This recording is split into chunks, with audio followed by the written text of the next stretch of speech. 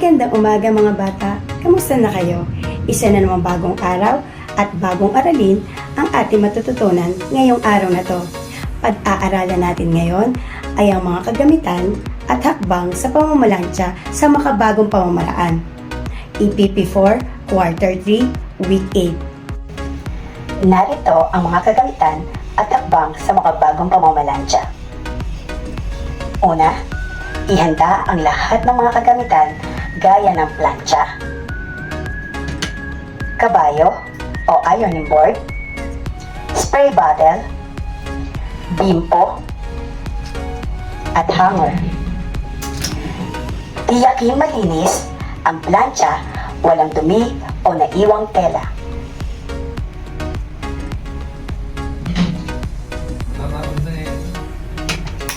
Ihanda ang mga damit na paplantsahin.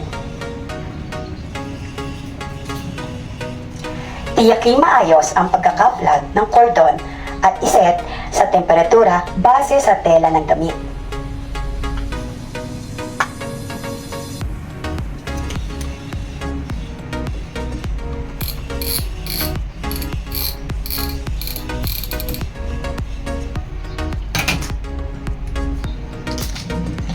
Ilapat ng maayos ang damit sa ironing board.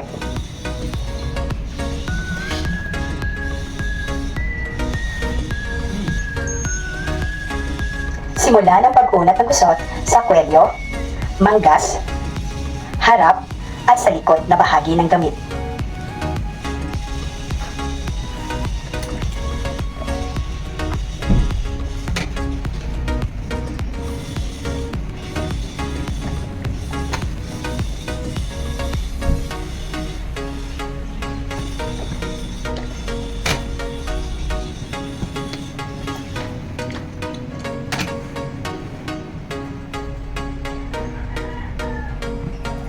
Maaari nating sprayan ng tubig ang damit kung ito ay gusot na gusot para mas madaling plantsahin.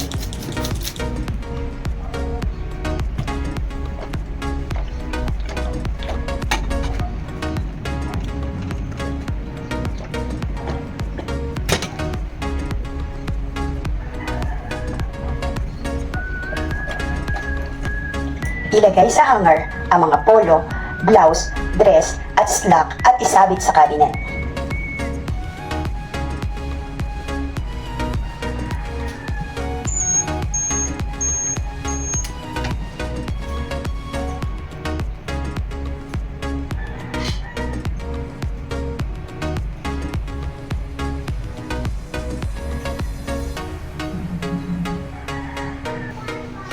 Kung short o pantalon ang paplantsahin, simulan sa bahagi ng bulsa, pababa sa laylayan.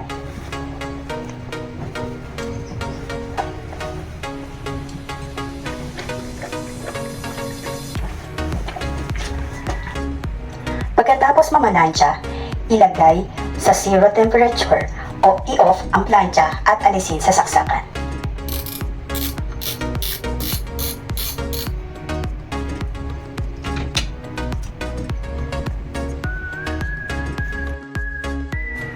Ngayon mga bata, natutunan niyo na ba ang mga kagamitan at hakbang sa pamamalansya sa makabagong pamamaraan? Magaling! May isasagawa niyo na ba ang mga ito? Kung ganon, magpapaalam na po ako. Ako po si Ginang Jocelyn F. Barameda, guro ng North Marinig Elementary School na nagsasabing matututunan ang mga gawain kung ito ay pag-aaralan. Hanggang sa muli mga bata, paalam!